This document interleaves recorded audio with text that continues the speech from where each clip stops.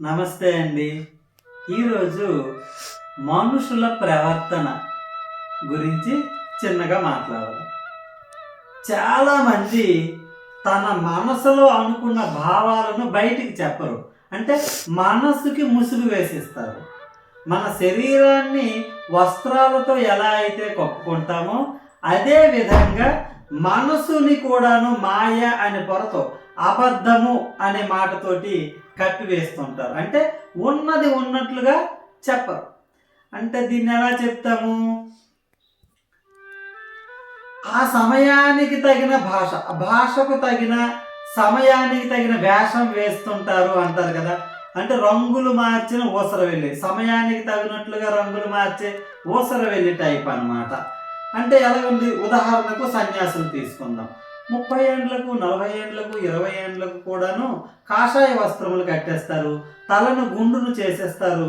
గుండు అంటే తలను బోడిగుండు అయిపోయి కాషాయ వస్త్రాలు కట్టేసి నేను అన్ని కోరికలను జయించేశాను, అంటే నాకు దేనిపైన కూడా వ్యామోహం లేదు, ఆశ లేదు అని నేను బుద్ధుడుగా ఉంటాను అని అనుకుంటారు.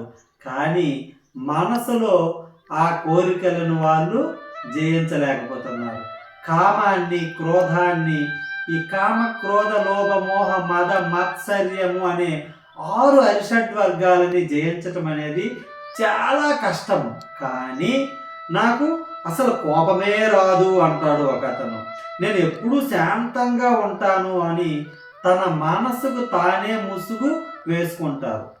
అంటే ఈ ఈ పిల్లల దేవుడు ఇచ్చాడు, వాడి పని వాడే చేస్తాడు, ఏదో అయిపోయింది అంటే వారి పిల్లల పైన మమకారం లేదు, బంధాలు లేవు. నేను ముక్తి పొందుతాను, తపస్సులో ఉండిపోతున్నాను, కాషాయ వస్త్రాలు ధరించగానే నేను ఒక తపస్శాలిని అని బయటకు భ్రమింపజేస్తూ ఉంటారన్నమాట. కానీ తలలు గుండు అయినంత మాత్రాన మన ఆలోచనలు అనేవి మారిపోతాయా? అబ్బే, మారవు. ఉదాహరణకు రాజకీయ నాయకులే ఉంటారు చూడండి. మీకు అది చేస్తా, ఇది చేస్తా, నన్ను గెలిపించగానే మీ అందరినీ సువర్ణాలతో పూజిస్తా, మీ అందరూ ధనధాన్యాలు, సిరి సంపదలతో తొలుతూగేటట్లు చేస్తాను అని అంటారు. కానీ అవి మాటల వరకే, బయటి మాటల వరకే తప్పితే నిజంగా ఎవ్వరు మనమే సిరి సంపదలతో తొలతూగితే ఏ రాజకీయ నాయకుడిని పట్టించుకోము అని వాళ్ళకి తెలుసు.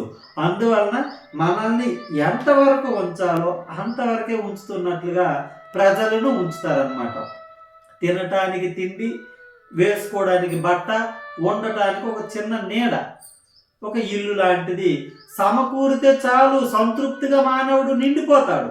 ఆ 3 కూడాను అరకొరగా ఇచ్చేటట్లుగా, ఆ 3 ఇవ్వటానికి రాజకీయ నాయకులు తమ చుట్టూ ఎలా తిప్పుకుంటుంటారో అదే విధంగా చాలామంది కాషాయ వస్త్రాలు వేసి నేను ముక్తిని పొందాను అని అనుకోవటం కూడా ఒక భ్రమ. మనల్ని భ్రమింపజేస్తారు.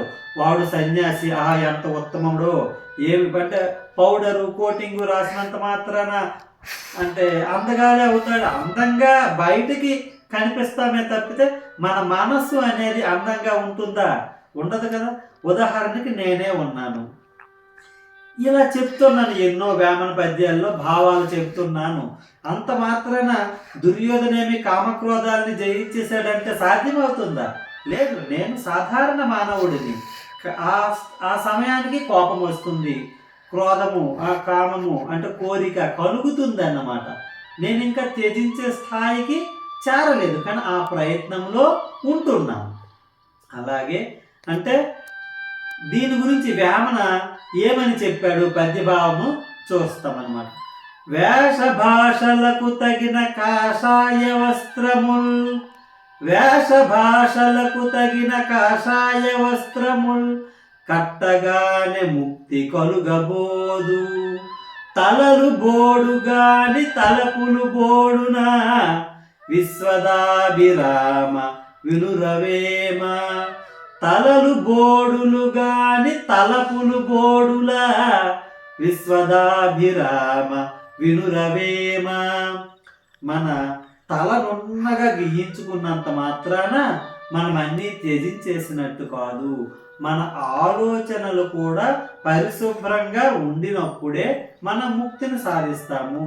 కానీ ఈ కాలంలో సమయానికి తగినట్లుగా వేషాలు వేసుకొని బయటకు నటించేవారే ఎక్కువ మంది ఉన్నారు. వాళ్ళను చూసి మనము మోసపోవద్దు.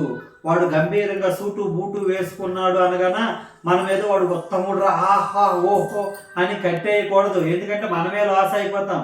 ఈ మధ్యన ఈ చిట్టీలు అనేసి టాప్ టూప్ అంటారు, మామ అంటారు. అంటే సమయానికి తగిన భాష మాట్లాడతారు.